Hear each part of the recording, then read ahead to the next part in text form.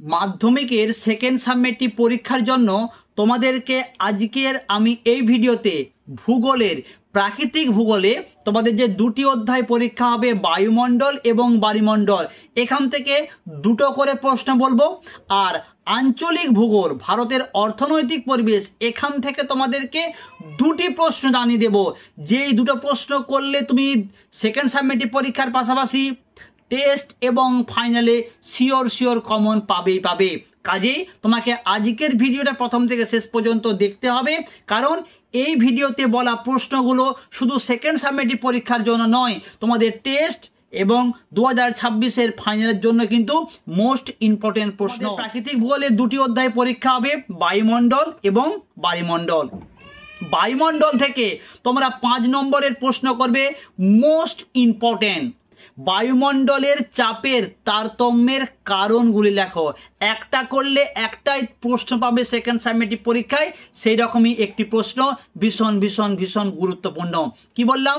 বায়ুমণ্ডলে বায়ুর তারতম্যের কারণগুলি লেখো। ওকে, নেক্সট তোমরা প্রশ্ন করবে যে কোনো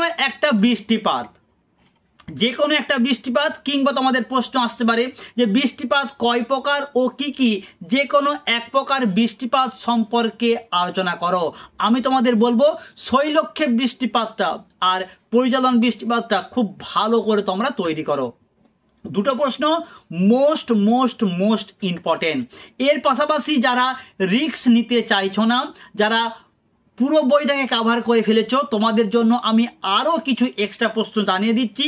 তোমরা তৈরি করতে পারো যে পৃথিবীর নিয়ত বায়ু প্রবাহগুলির চিত্রসহ আলোচনা করো। তোমরা প্রশ্ন করতে পারো যে উষ্ণতার তারতম্যের ভিত্তিতে বায়ুমণ্ডলের যে স্তরবিন্যাস, সেই স্তরবিন্যাস করো এবং যে কোনো একটি স্তরের বর্ণনা করো। ওকে, বায়ুর চাপ বলয়ের সাথে নিয়ত বায়ুর সম্পর্ক তোমরা তৈরি করতে পারো। আর একটা তোমাদেরকে প্রশ্ন বলবো, ভীষণ গুরুত্বপূর্ণ 3 নম্বর প্রশ্ন, সেটি হচ্ছে বিশ্ব উষ্ণায়নের কারণ ও তার প্রভাব লেখো। তোমাদের বলবো তোমরা বায়ুমণ্ডল থেকে যদি এই 3টে প্রশ্ন তৈরি করতে পারো, আমি কথা দিতে পারি সেকেন্ড সাবমেটিভ পরীক্ষায় তোমরা শিওর একটা প্রশ্ন কমন পেয়ে যাবে।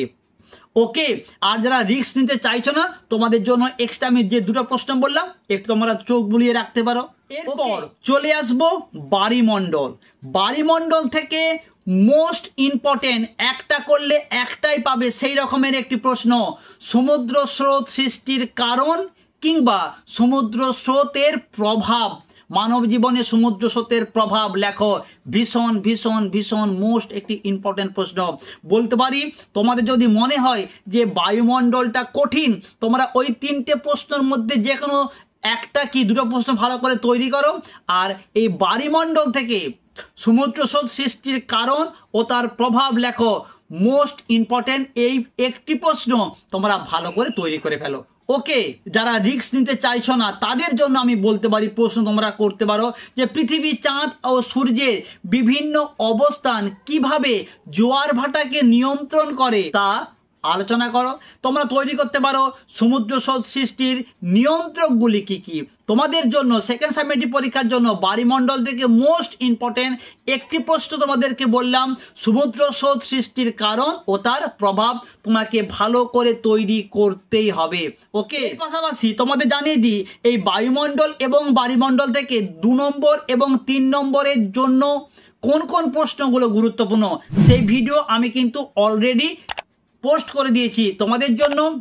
আজকে আমি এই ভিডিওর একবারে শেষে সেই ভিডিওর লিঙ্ক দিয়ে রাখবো এবং তোমাদের সুবিধার জন্য আজকের আমি ফার্স্ট কমেন্টে সেকেন্ড সাবমেটিভ পরীক্ষার ভূগোলের 2, 3, 5-এর সম্পূর্ণ সাজেশন ভিডিও লিঙ্ক দিয়ে রাখবো। অবশ্যই সেই ভিডিওটা একবার দেখে নিও।